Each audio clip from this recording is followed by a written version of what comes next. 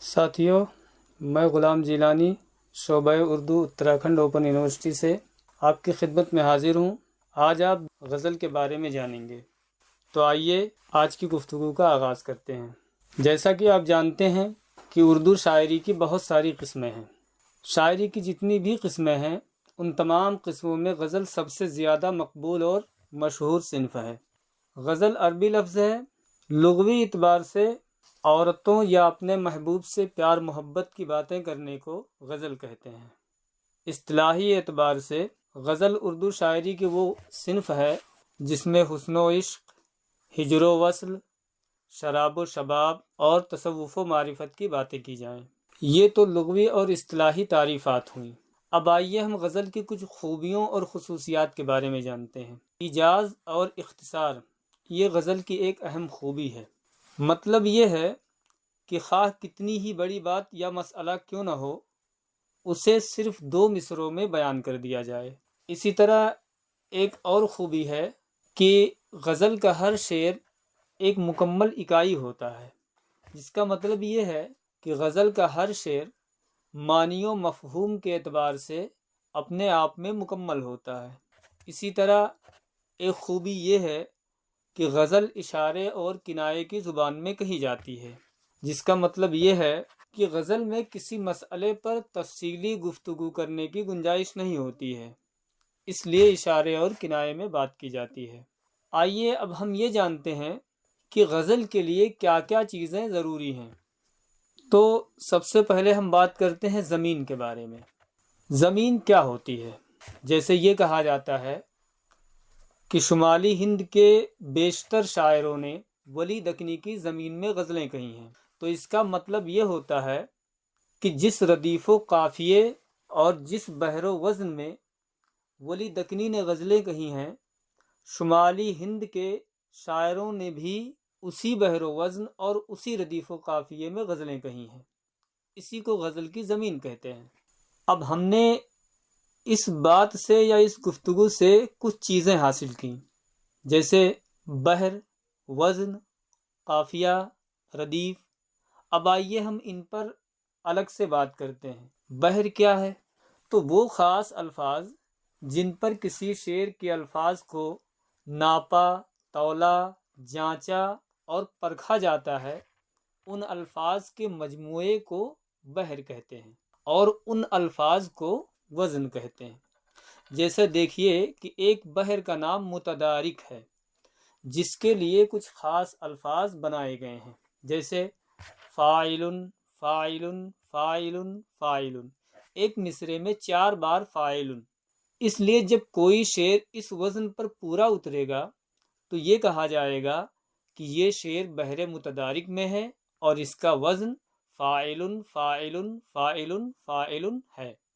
قافیہ کس کو کہتے ہیں؟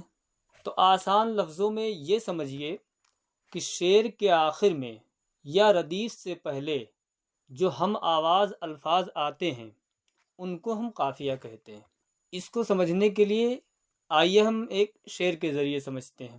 داغ دہلوی کا ایک مطلع ہے، وہ کہتے ہیں: غضب کیا تیرے وعدے پہ اعتبار کیا، غضب کیا تیرے وعدے پہ اعتبار کیا، تمام رات قیامت کا انتظار کیا۔ اب آپ اس میں یہ دیکھیے، تعریف میں یہ بتایا گیا کہ جو ہم آواز الفاظ، تو اس میں آپ دیکھیے کہ اعتبار، انتظار، دونوں میں لگ بھگ آواز ایک جیسی آ رہی ہے، ساؤنڈ جو ہو رہا ہے وہ ایک جیسا ہو رہا ہے، اسی کو ہم قافیہ کہتے ہیں۔ اسی طرح مرزا غالب کا ایک شعر ہے: ہزاروں خواہشیں ایسی کہ ہر خواہش پہ دم نکلے، ہزاروں خواہشیں ایسی کہ ہر خواہش پہ دم نکلے، بہت نکلے میرے ارمان لیکن پھر بھی کم نکلے۔ اب اس میں آپ دیکھیں کہ دم اور کم یہ سننے میں بالکل ایک جیسے لگ رہے ہیں، صرف ایک حرف کا فرق ہے۔ اب ردیف کیا چیز ہے؟ تو قافیہ کے بعد جو ہو بہو الفاظ آتے ہیں، یعنی ان میں ایک بھی حرف کی تبدیلی نہیں ہوتی یا بدلاؤ نہیں ہوتا ہے، ان کو ہم ردیف کہتے ہیں۔ آئیے ہم اس کو ایک شعر کے ذریعے سمجھتے ہیں۔ غالب کا ایک شعر ہے کہ عرض نیاز عشق کے قابل نہیں رہا، جس دل پہ ناز تھا مجھے وہ دل نہیں رہا۔ اب آپ اس میں دیکھیں کہ پہلے مصرے میں نہیں رہا اور دوسرے مصرے میں نہیں رہا، دونوں میں کہیں بھی ایک حرف یا زبر زیر کی تبدیلی نہیں ہے، اسی کو ہم ردیف کہتے ہیں۔ میر کا ایک شعر ہے، تیرے بندے ہم ہیں خدا جانتا ہے، خدا جانے تو ہم کو کیا جانتا ہے۔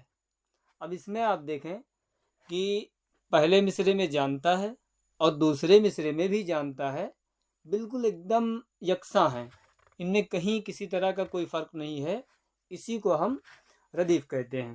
اب آئیے دیکھتے ہیں کہ مطلع کیا چیز ہے۔ تو آسان زبان میں سمجھیے کہ غزل کا جو پہلا شعر ہوتا ہے اس کو مطلع کہتے ہیں، جس میں قافیہ اور ردیف دونوں ہوتے ہیں۔ اب اس کو مطلع ہی کیوں کہتے ہیں؟ تو مطلع کسی چیز کے طلوع ہونے کی جگہ کو کہتے ہیں۔ اب چونکہ غزل جو ہوتی ہے وہ مطلع ہی سے شروع یعنی طلوع ہوتی ہے، اس لیے اس کو مطلع کہتے ہیں۔ اب آئیے مطلع کی کچھ مثالیں دیکھتے ہیں۔ مرزا غالب کا شعر ہے، یہ نہ تھی ہماری قسمت کہ وصال یار ہوتا، اگر اور جیتے رہتے یہی انتظار ہوتا۔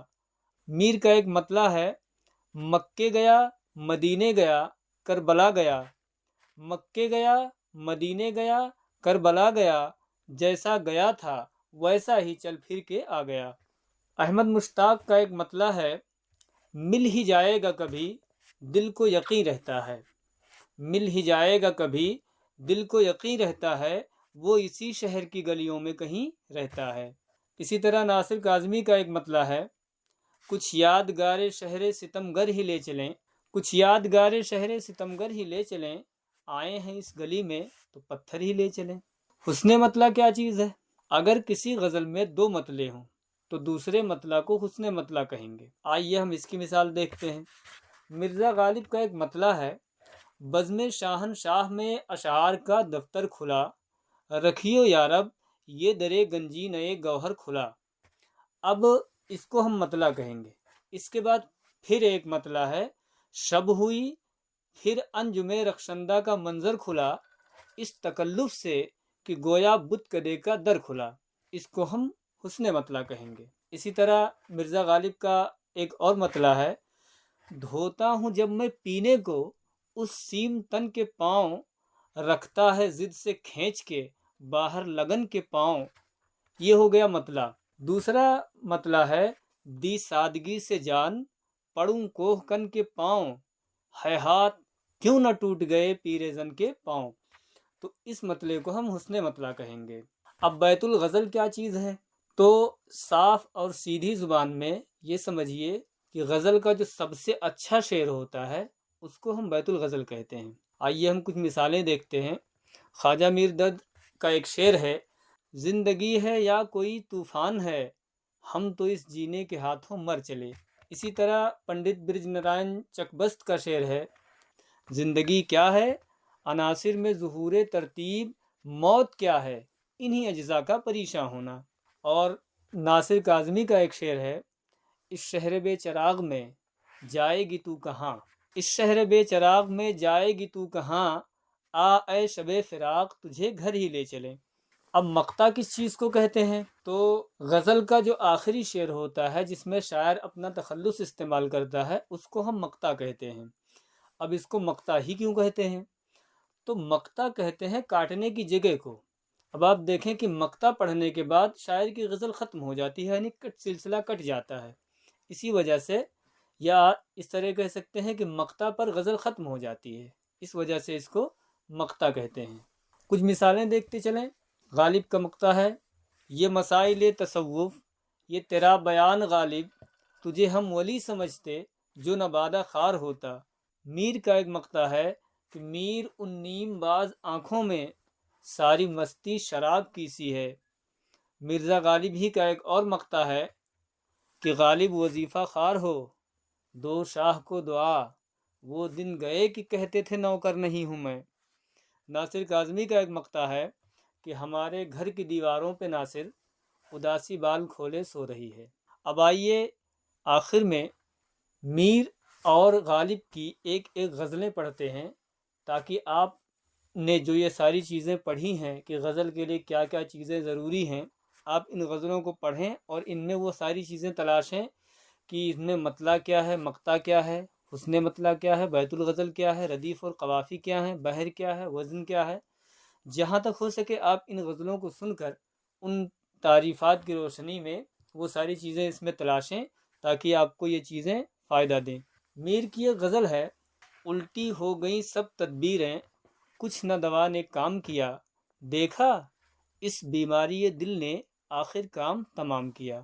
عہد جوانی رو رو کاٹا، پیری میں لی آنکھیں مون، یعنی رات بہت تھے جاگے، صبح ہوئی آرام کیا۔ ناحق ہم مجبوروں پر یہ تہمت ہے مختاری کی، چاہتے ہیں سو آپ کرے ہیں، ہم کو عبث بدنام کیا۔ کس کا کعبہ، کیسا قبلہ، کون حرم ہے، کیا احرام، کوچے کے اس کے باشندوں نے سب کو یہیں سے سلام کیا۔ یہاں کے سفید و سیاہ میں ہم کو دخل جو ہے سو اتنا ہے، رات کو رو رو صبح کیا یا دن کو جوں تو شام کیا۔ میر کے دین و مذہب کو اب پوچھتے کیا ہو، ان نے تو قشقہ کھینچا، دیر میں بیٹھا کب کا ترک اسلام کیا۔ مرزا غالب کی ایک غزل ہے کہ سب کہاں کچھ لالہ و گل میں نمایاں ہو گئیں، خاک میں کیا صورتیں ہوں گی کہ پنہاں ہو گئیں۔ قید میں یعقوب نے لی گو نہ یوسف کی خبر، قید میں یعقوب نے لی گو نہ یوسف کی خبر، لیکن آنکھیں روزنے دیوارے زندہ ہو گئیں۔ اب سب رقیبوں سے ہو ناخوش، پر زنانے مصر سے ہے زلیخا خوش کہ محو ماہ کنعاں ہو گئیں۔ ان پری زادوں سے لیں گے خلد میں ہم انتقام، ان پری زادوں سے لیں گے خلد میں ہم انتقام، قدرت حق سے یہی حوریں اگر وہاں ہو گئیں۔ میں چمن میں کیا گیا گویا دبستاں کھل گیا، میں چمن میں کیا گیا گویا دبستاں کھل گیا، بلبلیں سن کر میرے نالے غزل خواں ہو گئیں۔ اور رنج سے خوگر ہوا انسان تو مٹ جاتا ہے رنج، مشکلیں مجھ پر پڑیں اتنی کہ آساں ہو گئیں۔ یوں ہی گر روتا رہا غالب تو اے اہل جہاں، دیکھنا ان بستیوں کو تم کہ ویراں ہو گئیں۔ تو ساتھیو، آج آپ نے غزل اور غزل کے لیے کیا کیا چیزیں ضروری ہیں ان کو جانا، تو سنتے رہیے 91.2 فریکوینسی پر اتراکھنڈ اوپن یونیورسٹی کا کمیونٹی ریڈیو ہیلو ہلدوانی۔ میں غلام جیلانی اب آپ سے اجازت چاہتا ہوں۔ شکریہ، آداب۔